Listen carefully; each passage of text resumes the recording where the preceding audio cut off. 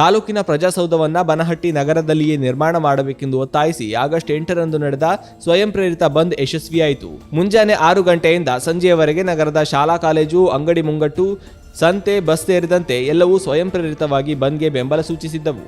ಶನಿವಾರ ಬನಹಟ್ಟಿಯಲ್ಲಿ ನಡೆದ ಬೃಹತ್ ಮೆರವಣಿಗೆಗೆ ಸಾವಿರಾರು ಸಂಖ್ಯೆಯಲ್ಲಿ ಜನರು ಪಾಲ್ಗೊಂಡು ಹೋರಾಟಕ್ಕೆ ಬೆಂಬಲ ವ್ಯಕ್ತಪಡಿಸಿದರು. ಬಂದ್ನಿಂದಾಗಿ ಸ್ಥಳೀಯ ಶಾಲಾ ಕಾಲೇಜುಗಳನ್ನು ಬಂದ್ ಮಾಡಲಾಗಿದ್ದು, ಸರ್ಕಾರಿ ಬಸ್ಗಳ ಮತ್ತು ಖಾಸಗಿ ವಾಹನಗಳ ಓಡಾಟ ಸ್ಥಗಿತಗೊಂಡಿತ್ತು. ಬನಹಟ್ಟಿಗೆ ಬರುವ ಎಲ್ಲ ಮಾರ್ಗಗಳನ್ನು ಬೇಲಿ ಹಾಕಿ ಬಂದ್ ಮಾಡಲಾಗಿತ್ತು. ಅಗತ್ಯ ವಸ್ತುಗಳ ಪೂರೈಕೆಗೆ ಮಾತ್ರ ಅವಕಾಶ ನೀಡಲಾಗಿತ್ತು.